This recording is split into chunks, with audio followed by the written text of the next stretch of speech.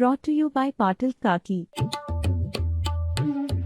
गणपती वाय दिवाने उषा माटे की पाटील लाटे दाखवणं अत्यंत महत्त्वाचं आहे आणि जर आपण स्क्रीनवरती इकडे दाखवू शकलो ते तर आपल्याला अनेक गोष्टी त्याच्यामध्ये लक्षात येतील की जर आपण बघितलं तर हे साधारणतः चित्र आपल्याला त्याच्यामध्ये बघायला मिळतंय. म्हणजे जर आपण बघितलं की कशा पद्धतीने या गोष्टी स्प्लिट झालेल्या आहेत पूर्ण महाराष्ट्रामध्ये, तर आपल्याला लक्षात येईल की टोटल भारतीय जनता पार्टी आता 80 सेगमेंट्सवरती पुढे आहे, शिवसेना 40 सेगमेंट्समध्ये पुढे आहे, राष्ट्रवादी काँग्रेस 6 सेगमेंट्समध्ये पुढे आहे, तिकडेच काँग्रेस 63, एनसीपी शरद पवार 33 आणि शिवसेना युबीटी 57. अर्थात हे चित्र त्या पद्धतीने बदलू शकतं. पण महत्वाची गोष्ट अशी आहे, आपण आता जे मराठवाड्याबद्दल म्हणत होतो त्याच्यामध्ये जर आपण 6 पक्षांमध्ये स्प्लिट केला तर आपल्याला लक्षात येईल भारतीय जनता पार्टीकडे आता फक्त 8च जागा अशा आहेत की जिथे भारतीय जनता पार्टी आपल्याला पुढे दिसू शकते. एकनाथ शिंदेकडे 4च जागा अशा आहेत की जिथे एकनाथ शिंदे दिसू शकतात आणि एनसीपीला तिकडे एकही जागा मिळत नाहीये. काँग्रेस 14 जागांवरती पुढे आणि शिवसेना युबीटी 15 जागांवरती पुढे आहे. त्याच्यामुळे या रिजनमध्ये खास करून काँग्रेस आणि शिवसेना युबीटी यांचं आपापसातलं कॉम्बिनेशन कशा पद्धतीने वर्कआउट होईल याच्यामध्ये बऱ्याचशा गोष्टी ठरणार आहेत.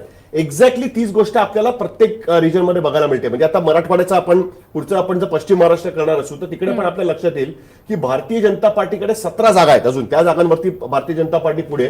तेच एनसीपी एसपी 19 जागांवरती पुढे. म्हणजे राष्ट्रवादी काँग्रेस एकत्रितपणे जेवढ्या जागा जिंकत होती त्याच्यापेक्षा त्याच्यामधल्या 90% जागा या राष्ट्रवादी काँग्रेस शरद पवार यांच्याकडे आहेत आणि काँग्रेसकडे त्याच आपल्याला 10 जागा. म्हणजे एकूण यांची जी टोटल आहे ती युनायटेड काँग्रेस एनसीपीच्या टोटलच्या पण पलीकडे आपल्याला गेलेली बघायला मिळते. म्हणजे 29 आणि 6 35 जागांवरती आताच्या परिस्थितीत या 5 अदर्स दिसत आहेत ना, त्या अनुजा सांगलीमधल्या जागा आहेत या 5.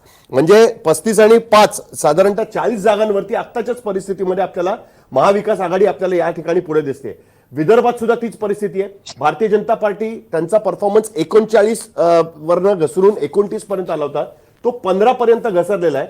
काँग्रेस 29 जागांवर पुढे. काँग्रेसचं टार्गेट आहे की इकडे 35 जागा आम्हाला मिळाल्या पाहिजेत विदर्भामध्ये, ते शक्य आपल्याला त्याच्यामध्ये दिसतंय.